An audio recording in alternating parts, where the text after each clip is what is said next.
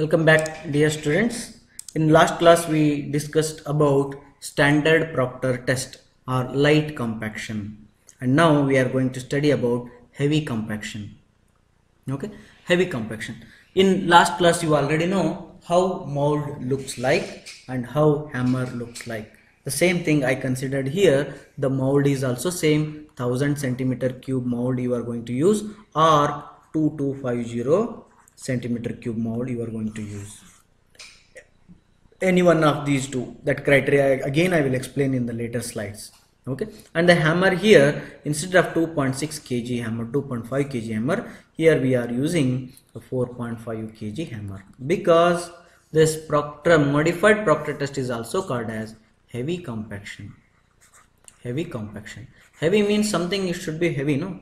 That heavy is 4.5 kg is a heavy hammer we are going to use it, and the arrangement and it look like same like your light compaction hammer. Okay, and the height of fall is something different in heavy, that is a 450 mm, that I will explain later. Okay, let's start the test here, the modified Proctor test. Okay, then modified Proctor test here, then again we will have two different types of molds. Either it is a 1000 centimeter cube mold or 2250 centimeter cube mold. These two, out of these two, which one I need to select? For that there is a guidance here, that is the soil which has a more than 80% of the soil passing through 4.75 mm. For that case you need to consider 1000 cc mold. And if the soil is more than 20% of the soil is retaining on 4.75 MMCU, then you need to take the heavier mold. Okay, for all the soil purpose, for all the embankment or foundation, for all the purpose we are going to take 1000 cc only. For all pavement and CBR tests that you are going to study in the transportation point of view, transportation engineering point of view, there you are going to consider the bigger mold. Okay, that is depending on the type of soil you are going to consider. Then after that, the quantity of dry soil 2.5 kg or 5 kg you need to take based on the mold, which mold you are using. Take a tray, go to the lab and take one tray, and in that one, say for example this is the soil sample given to you to check the OMC and MDD. And this soil, out of this soil you put in the oven first. Put all the soil into the oven for 24 hours and for 110 degree plus or minus 5 degrees temperature. Put it after 24 hours, you bring it back. Okay, and leave it for 1 hour, because it will be very hot. Don't put your hand into the soil. Oh, it is very hot. Therefore, then after that, out of this soil you take 2.5 kg soil. Why 2.5 kg? If you are using a small mold. And you need to take 5 kg of soil if you are using a big mold, depending on your type of soil, that I already explained in the previous slide. Okay, now take a soil. Just I will give you this picture, that is this is the soil taken, and this is the O1 dry soil. O1 dry soil means what? Zero moisture content. And after that, what you need to do, you need to measure some quantity of water and put in the soil. Say for example this is the O1 dry soil, and take one small jar, measuring cylinder, and some graduations will be there. Go to the tap and you take some water here. That water may be this much. Then how much? Say some hint I am going to give you, that is a 12% of this soil. If this is a 2500 gram, then into 0.12, that much gram of water you need to take, or that much ml of water you need to take. If you are using if you are using 5 kg soil, then 5 kg means 5000 grams, then into 0.12, that much amount of water you need to take. That amount of water you put it here and mix it by hand only. Okay, mix it by hand only. Then mix it thoroughly, means take 5 minutes or 10 minutes, slowly mix it, just like your mother, how she mixes that wheat flour and water for 5-10 minutes, to get a good consistency, to get a homogeneous mix. Like that you mix it, and after that you take the mold. Which mold? That depends on your soil, that I already explained. Let us consider this mold I am going to take. and this is my tray, and this is a mixed soil, water mixed soil. This water mixed soil, here I need to consider what? I need to consider, instead of 3 equal layers, I need to consider 5 equal layers. Purposely I did not edited this slide to show some difference between the light compaction and heavy compaction. In light compaction, this slide here 3 was there, but in heavy compaction this should be deleted. I need to make 5 layers. Means first soil, put it here, compact. Second amount of soil, put it compact, compact, compact, like that. 1, 2, 3, 4 and 5 layers you need to make and compact. Okay, and one by one. And this is same in light compaction also 25 number of blows, and in heavy compaction also 25 number of blows if you are using a small mold. And in light compaction also 56 number of blows, in heavy compaction also 56 number of blows if you are using a big mold. Okay, each layer you need to give these many number of blows. And after that, this very important thing is that the hammer what you are using here, here I have written here 5 layers you use, 25 number of or 56 number of blows you use, but here the hammer weight is 4.5 kg.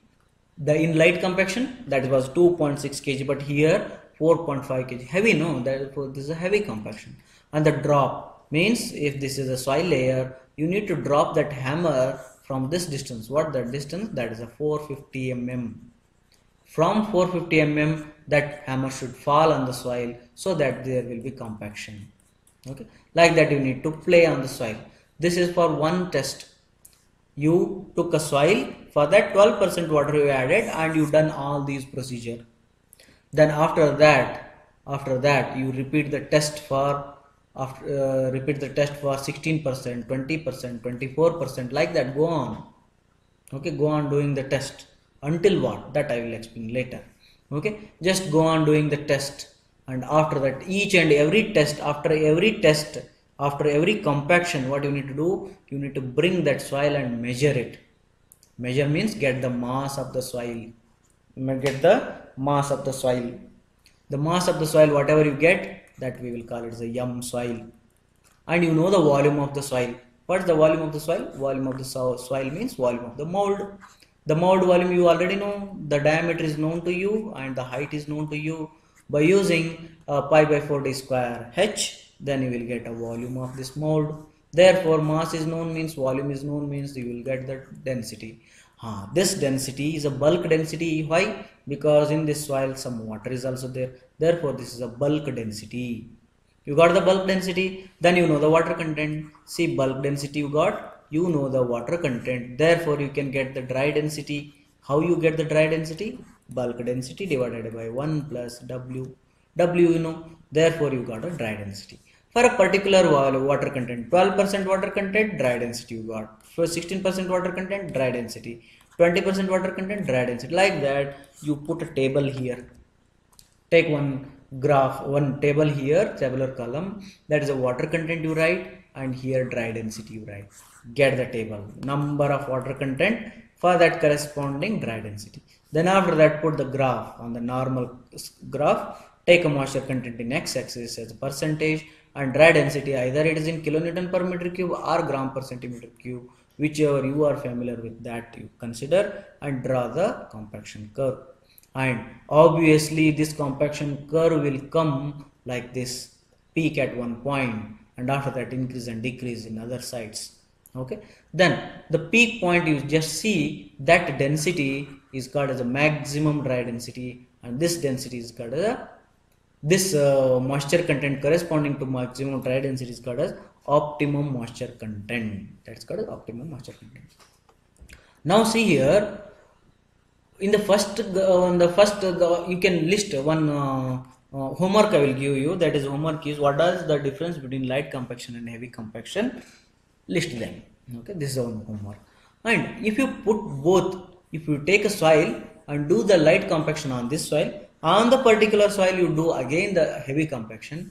If you put the two graphs, light compaction graph and heavy compaction graph, on a one particular graph sheet, then you will observe like this. See, this is a light compaction graph.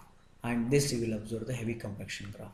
This is light compaction graph and this is heavy compaction graph. You will observe like this, means there will be a shift in this curve. This curve is shifted from here to here. If you observe, for the light compaction you got moisture content, dry density here this much, say 1.8, and moisture content you got say about 22%. Okay, no?